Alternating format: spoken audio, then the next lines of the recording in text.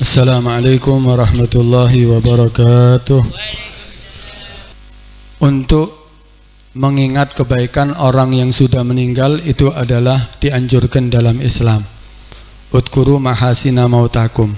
Sebut-sebutlah kebaikan-kebaikan daripada orang-orang yang sudah meninggal di antara kamu.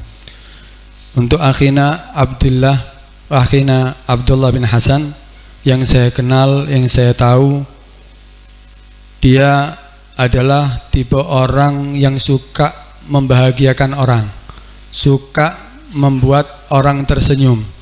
Dan saya selama berteman dengan beliau nggak pernah saya melihat dia marah. Dia selalu tersenyum, dia selalu bahagia dan membahagiakan orang yang di sekitarnya. Dan itu adalah magom yang sangat besar sebetulnya, magom yang sangat tinggi. Itu yang dikatakan idkhalus surur, memasukkan kebahagiaan kepada saudaranya, itu sangat besar pahalanya. Yaitu Nabi SAW bersabda dalam riwayat, man adkhala ala mu'minin sururan khalaqallahu min dalika surur sab'ina alaf malak yastaghfiruna lahu ila yaumil qiyamah. Barang siapa yang dia memasukkan kebahagiaan kepada saudaranya yang beriman, maka Allah akan menciptakan satu malaikat. Allah akan menciptakan dari kebahagiaan tadi itu yang diberikan kepada saudaranya yang beriman 70.000 malaikat Allah subhanahu wa ta'ala, yang mana mereka mendapatkan tugas untuk selalu memintakan ampun orang tadi itu yang memasukkan kebahagiaan kepada saudaranya sampai hari kiamat. Karena itu membahagiakan orang itu pahalanya besar. Kan itu kita sunahkan untuk tabassum, selalu tersenyum kepada saudaranya. Dikatakan apa? Tabassum sedekah, senyum kepada saudaranya itu sedekah, sedekah itu. Bahkan dalam riwayat yang lain, siapa orang yang masukkan kebahagiaan kepada saudaranya, Allah akan ciptakan satu malaikat, yang malaikat ini ibadat tok sudah. Yumajjiduhu wa yaghfiruhu, dia memuliakan Allah subhanahu wa ta'ala, yusabbihu, bertasbih kepada Allah subhanahu wa ta'ala, sampai orang tadi itu yang membahagiakan kepada saudaranya meninggal, maka dia akan masuk ketika si mayit sudah dimasukkan ke lahatnya, ke liang lahatnya, maka si malaikat tadi itu masuk ke dalam liang lahatnya, kemudian mengatakan kepada orang tadi itu, ata'rifuni, tahukah kamu siapa aku? Maka si orang tadi mengatakan, la ma'arifak, siapa kamu? Ana as-surur alladhi adkhaltani ala akhikal mu'min. Aku adalah saudara kamu, aku adalah kebahagiaan malaikat yang Allah ciptakan untuk memberikan pahala karena kebahagiaan yang kamu berikan kepada saudara kamu. Dan aku di sini tugasnya untuk menemani kamu, membuat kamu bahagia, membuat kamu senang, dan aku selalu akan mendampingimu sampai aku akan memberikan syafaat untuk memintakan pertolongan kepada Allah subhanahu wa ta'ala, sampai aku yakinkan bahwa kamu pasti masuk surga.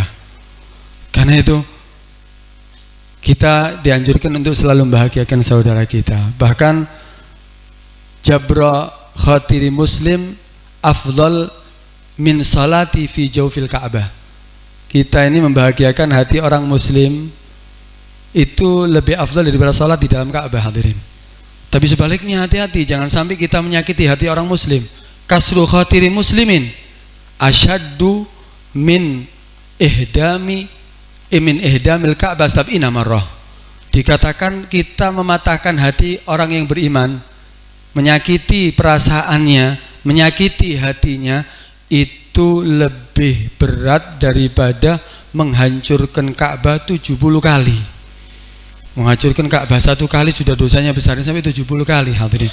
Karena itu ini yang dilakukan, yang pernah saya ketahui, tidak pernah dia membuat marah orang lain, dan dia selalu tersenyum, selalu membahagiakan orang. Apalagi orang tua perempuannya masih hidup. Ridhallah fi ridhal walidain. Ridho Allah adalah tergantung daripada ridho kedua orang tua.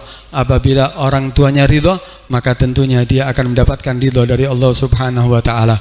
Ma'asyiral muslimin rahimakumullah, hadirin rahmati Allah subhanahu wa ta'ala.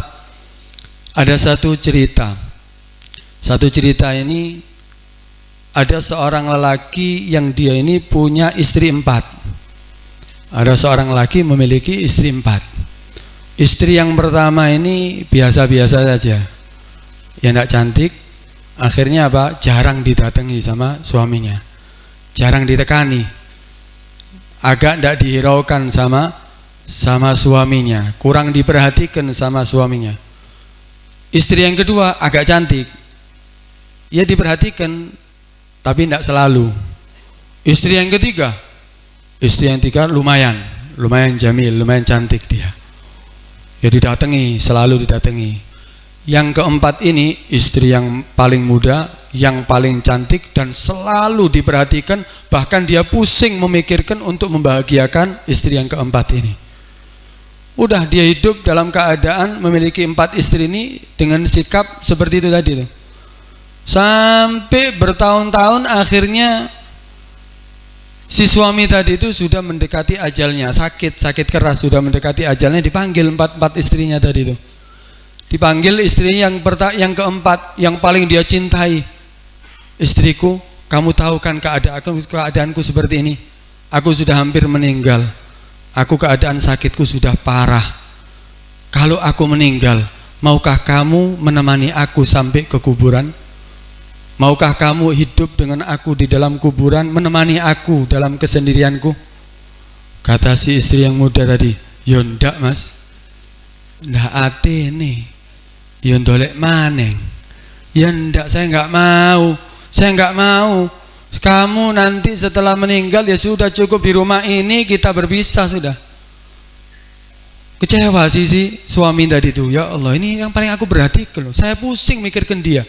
Bagaimana dia harus tersenyum, bagaimana dia harus bahagia. Aku selalu mikirkan dia. Ternyata nggak dihiraukan. Istri yang ketiga dipanggil, kamu istriku, maukah kamu menemani aku? Ditanya seperti pertanyaan yang pertama.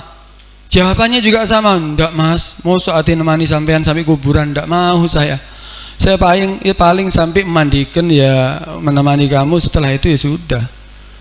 Istri yang kedua juga jawabannya sama, pertanyaan juga sama, jawabannya juga sama, nggak mau, ya paling sampai kuburan lah, sampai dikubur tak tinggal, sudah siapa mau menemani ya sampai kuburan, saya masih mau hidup. Akhirnya dengan dia berat memanggil istri yang pertama yang tidak pernah direken tadi itu, yang tidak pernah diperhatikan tadi itu, yang tidak pernah dihiraukan, bahkan jarang didatangi. Si istri yang pertama dipanggil, kemudian datang si istri pertama. Wahai istriku, maukah kamu menemani aku? Naam, iya, aku akan selalu mendampingimu. Aku akan selalu hidup kamu bahagia ataupun susah, dan jangan khawatir, aku akan selalu menemani kamu. Kaget sih suaminya, nggak menyangka jawaban daripada istri yang pertama tadi, padahal nggak pernah direken, hadirin, nggak pernah didatangi, nggak pernah dihiraukan, mikirkan nggak. Akhirnya udah, ternyata istri yang keempat tadi itu adalah ibarat daripada harta benda kamu. Harta benda kita ini ibarat istri yang keempat. Kalau kita meninggal nggak akan ikut, bahkan bantal diambil, bahkan ya rumahnya apakah akan ikut dengan si orang yang memiliki rumah? Enggak. Kendaraannya apa ikut? Enggak. Istri yang keempat itu ibarat daripada harta benda kamu, nggak akan ikut kemana-mana. Sedangkan istri yang ketiga itu ibarat daripada apa? Ibarat daripada teman-teman kamu. Teman-teman kita, apakah akan selalu mendampingi kita? Enggak juga.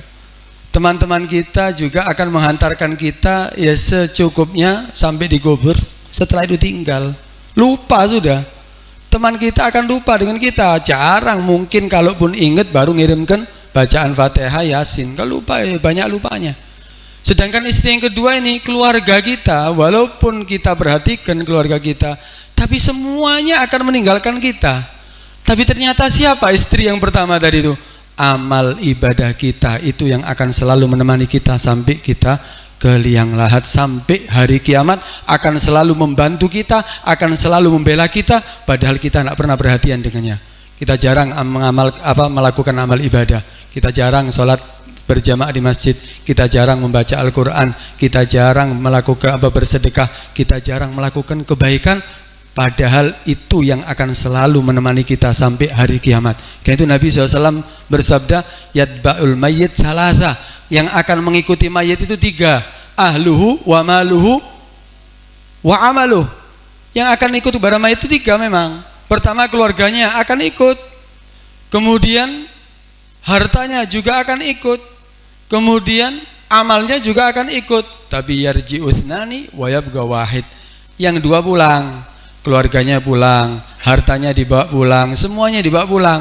Yang akan menetap menemani daripada si mayit tadi itu apa? Amaluh, amalnya yang akan selalu menemani dia sampai hari kiamat. Karena itu kita yang masih hidup, jangan sampai kita sia-siakan masa hidup kita untuk kita meningkatkan taat kita kepada Allah, supaya kita menjadi orang yang selamat dalam kehidupan setelah kehidupan dunia, kita menjadi bahagia setelah kehidupan dunia, selamat setelah kehidupan dunia, dan sampai akhirnya kita akan dimasukkan ke dalam surga Allah Subhanahu wa taala. Amin ya rabbal alamin. Hadza minni wal afu minkum. Assalamualaikum warahmatullahi wabarakatuh.